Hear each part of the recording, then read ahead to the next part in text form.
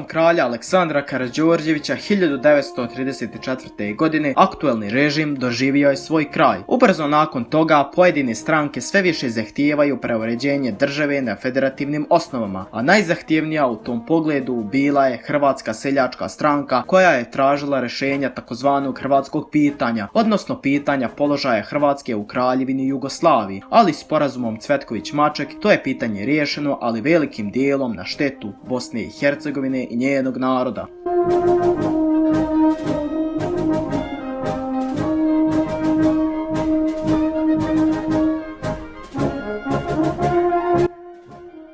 Kraljevina Jugoslavija u svojoj spoljnoj politici najviše je sarađivala s Francuskom, jer tom se saradnjom nastojala osigurati od Italije, koja je zbog svojih teritorijalnih pretenzija priželjkivala njen raspad. Također, razbijanje Jugoslavije priželjkivali su i pripadnici hrvatske političke emigracije, na čijem je čelu bio Ante Pavelić, i on je s grupom istomišljenika nakon zavođenja diktature napustio zemlju i 1930. godine u Italiji osnovao ustaški pokret. Cilj ovog pokreta bio je formiranje nezavisne hrvatske države, a njegovi su pripadnici glavnu smetnju na tom putu uvidjeli u kralju Aleksandru Karađorđeviću. Stoga su ga odlučili ukloniti, vjerujući da će time izazvati nerede i raspad zemlje. Kada je 9. oktobra 1934. godine kralj Aleksandar došao u službenu posjetu Francuskoj, na njega je u Marseju izvršen atentat. Zajedno s njim ubijen je francuski ministar vanjskih poslova Louis Berthoud, koji se nalazio u istom automobilu. Budući da je kraljev sin Petar II imao samo 11 godina, nije mogao preuzeti prijestolje. Stoga je do njegovog poneljestva vlast u zemlji pripala tročlanom namjesništvu kojega su činili knez Pavle Karađorđević, Radinko Stanković i Ivo Perović, u kojem je glavnu riječ vodio knez Pavle Karađorđević, to jest Aleksandro Bratić.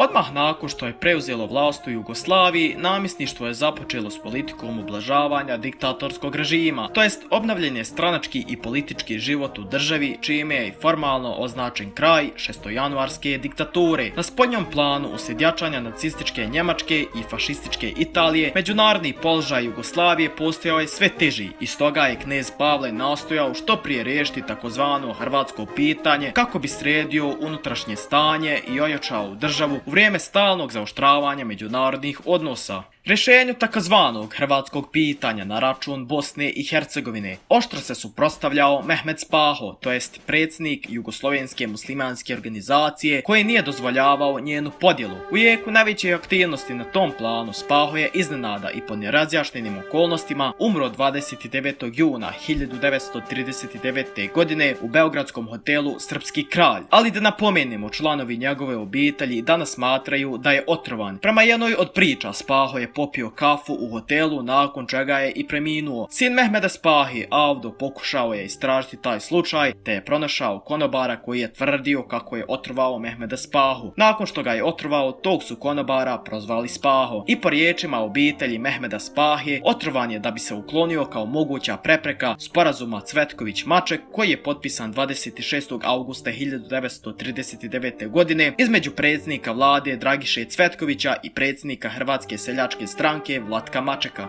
To je bila nagodba kojom je formirana Banovina Hrvatska i zajednička vlada u kojoj je Maček imenovan potpredsjednikom. Sporazumom bi bilo predviđeno da Banovinu Hrvatsku sačinjavaju Savska i Primorska Banovina zajedno s 13 kotara iz Bosne i Hercegovine, kao što su bili kotari Brčko, Derventa, Gradačac, Ljubuški, Stolac, Mostar, Livno, Tomislavgrad, Konjic, Prozor, Bugojno, Fojnica i Travnik. I sporazum Cvetković-Maček ostvaren je u potpunosti na štetu Bosne i Hercegovine. Njena je teritorija podijeljena bez pitanja i pristanka bosansko-hercegovačkih muslimana. Nakon formiranja Banovine Hrvatske uslijedili su zahtjevi za autonomiju Slovenije, to je za formiranje posebne cjeline pod nazivom Srpske zemlje, ali i zahtjevi za autonomiju Bosne i Hercegovine. Izjava Džafara Kulenovića, nasljednika Mehmeda Spahe na mjestu predsjednika Jugoslovenske muslimanske organizacije, data predstavnicima domaće štampe u Beogradu 6. novembra 1939. godine, izazvala je burne reakcije. To jest, Kulenović je predložio formiranje, pored Hrvatske, Srbije i Slovenije, i četvrte jugoslovenske banovine koju bi činila Bosna i Hercegovina i čije bi se granice imale odrediti u okviru starih bosansko-hercegovačkih granica. Pošto je data predstavnicima štampe, izjava je dobila širok publicitet u zemlji, pa su svi vodeći listovi komentirali predloge o stvaranju četvrte jugoslovenske banovine. Odmah po objavljivanju Kulenovićeve izjave održavaju se konferencije predstavnika svih postojećih muslimanskih, to jest političkih, kulturno-prosvjetnih i vjerskih društava u Sarajevu, Tuzli, Mostaru i Banjoj Luci, i na konferencijama se usvajaju rezolucije koje su bile sasvim kratke i jasne. Zahtijevamo autonomiju Bosne i Hercegovine u historijskim granicama.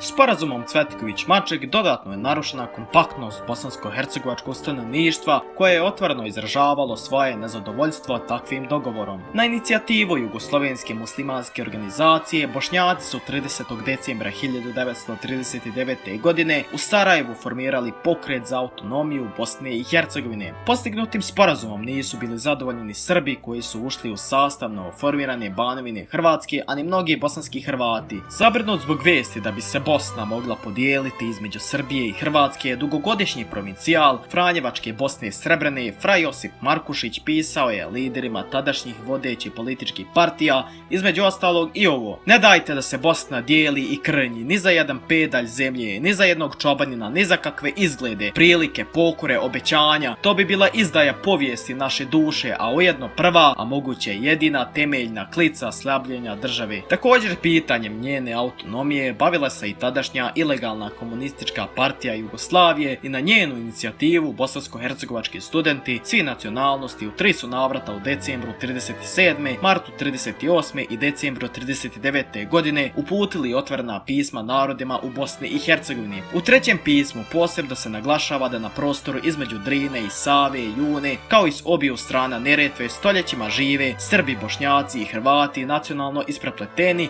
i da među njima nije moguće postaviti granicu koja neće biti teška nepravda svakome od tih naroda. I stoga studenti smatraju da Bosna i Hercegovina kao ravnopravna zajednica Srba, Bošnjaka i Hrvata treba biti autonomna pokrajina u federativno uređenoj Jugoslaviji. I dalje razgovore o preuređenju zemlje kao i realizaciju sporazuma Cvetković-Maček spriječilo je izbijanje Drugog svjetskog rata i slom Kraljevine Jugoslavije.